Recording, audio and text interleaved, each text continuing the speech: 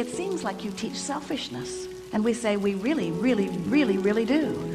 Because selfishness, let's define it. Selfishness means vibrational alignment with self. And in order to understand that, you got to know who self really is. Self is source. Self is pure positive energy. Self is worthy. Self is clear-minded. Self is healthy. Self is full of vitality. Self is eager about life. And when you are willing to be selfish, which means you are willing to mimic the vibration of self, which means you're willing to release the thoughts that hold you apart from that and practice the thoughts that cause you alignment with that, which simply means you're selfish enough to care how you feel. That's when they call it selfish. People say, oh, you're so selfish, you're pleasing you. And what they mean is, you should please me.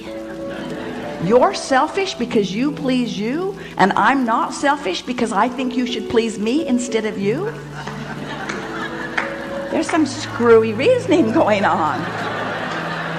And every time it matters to you to please them instead of you, oh, it's such short-term gain, such short-term gain.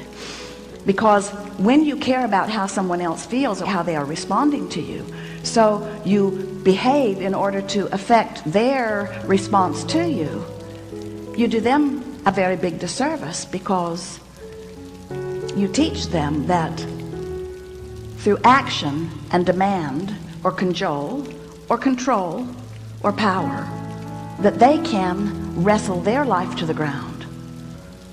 And there's hardly going to be anybody as cooperative as you.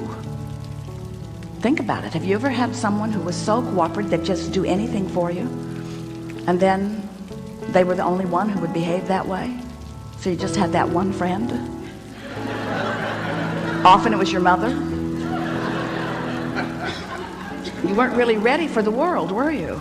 But when you show yourself that you have the power to come into alignment, not just with who you were before you were born, but with all that you've become ever since, not just with you and all you've become, but with Source itself. When you show yourself that by being selfish, which means by reaching for the best feeling thought you can find on whatever subject is active, when you care about being in the vortex, you care about being in concert with the energy that creates worlds. And one who's in the vortex, one who's in alignment with that energy, is more powerful than millions who are not.